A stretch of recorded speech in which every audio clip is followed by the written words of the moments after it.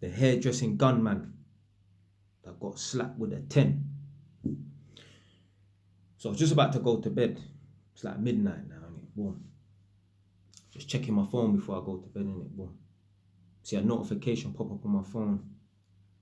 Big up man like King Riches. He left a comment on my video that dropped today, the one where I was talking about joint enterprise. Now you're not going to see this video for about a week, but yeah, the video dropped today talking about joint enterprise, innit? In that video I was talking about a couple of different things. I was saying that I've got a cousin that man used to go to a couple parties with here and there, clubbing and that, innit? Halfway through the night, my man starts patting himself down. He's like, blood, left my Rambo, you know. Basically saying that he left his knife. You know, there's certain men that feel naked without their knife, you know.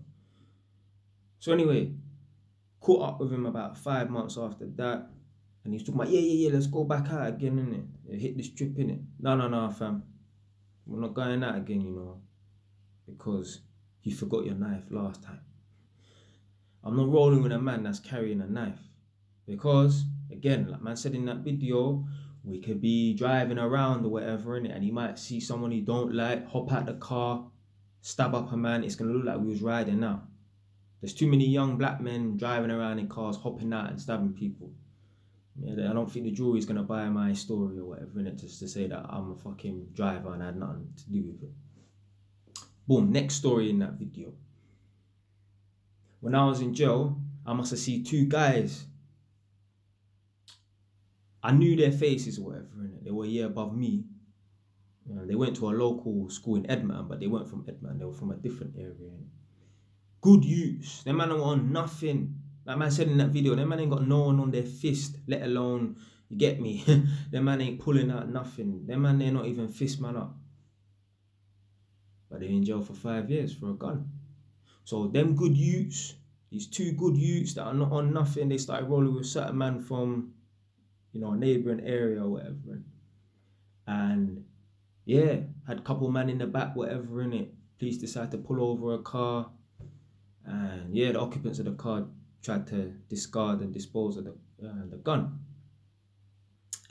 Yeah, everyone got bagged or whatever, innit? And you got these two good youths that are not on shit. Now, when I say not on shit, they probably do look an idiot, look a fraud, look a weed selling, but them man are not bad, man. Them man they don't need to be riding 5 years, especially for something that they're not involved in like that. They're not gunmen or nothing like that. They couldn't even shoot blanks. Them man are not on nothing, but yet they're riding 5, do 2.5 in jail. Waste of time.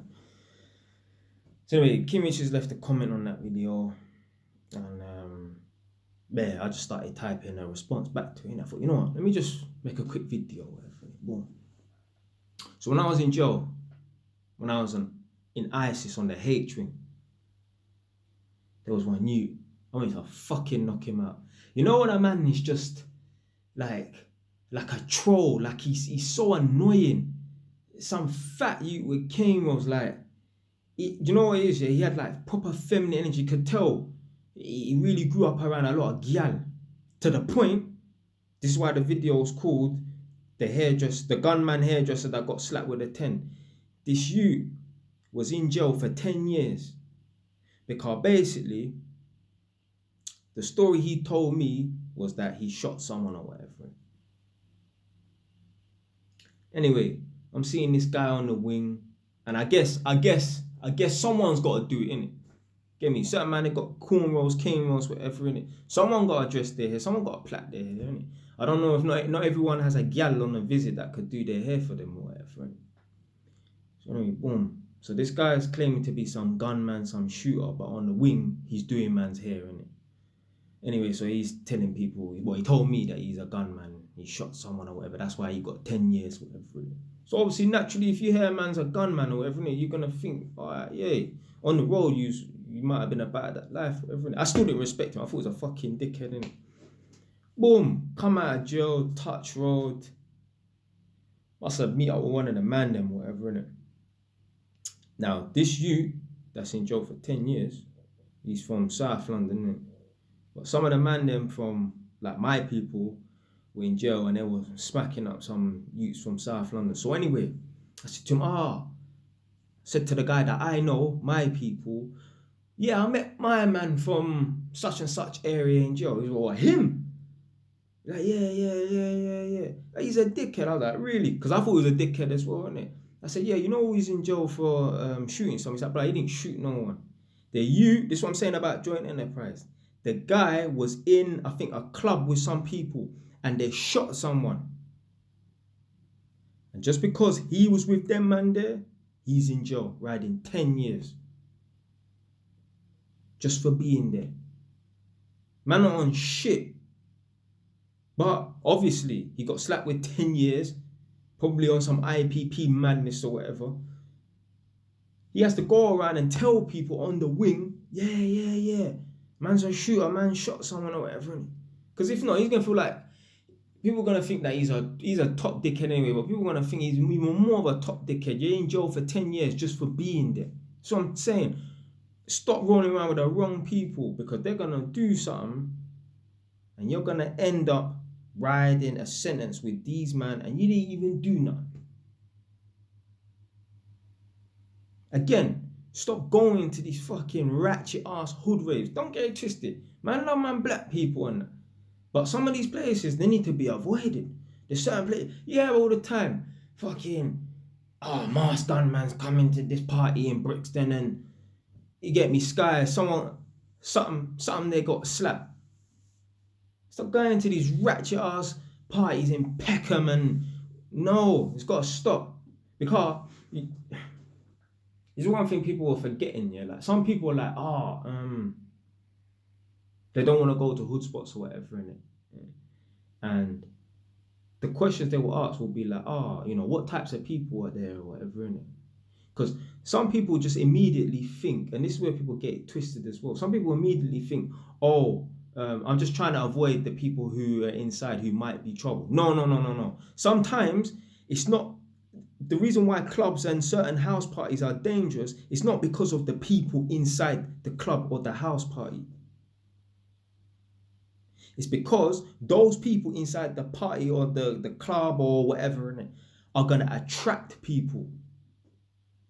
Think about it this way, like all these people that get shot at these parties and that, the shooters are not the ones who are fucking popping bottles and man lifting up chain and drawing. No, the shooters are people who come from wherever and they come, get me, to do whatever they're doing. Because of the characters them that are inside the fucking place. Again, like man said in that video, how many times you hear about the same story? Bunch of girls out, one of them's birthday, the birthday girl gets shot dead. Crossfire. The man them that was, supposed to get shot at or whatever, they go away. But then there's one girl in a fucking, pool of blood with a handbag, and it's madness. So the reason why the clubs and certain these places need to be avoided, not to avoid the people inside the actual rave or the club or the house party, is to avoid the people out on the street that are coming to take someone's head off in that fucking party.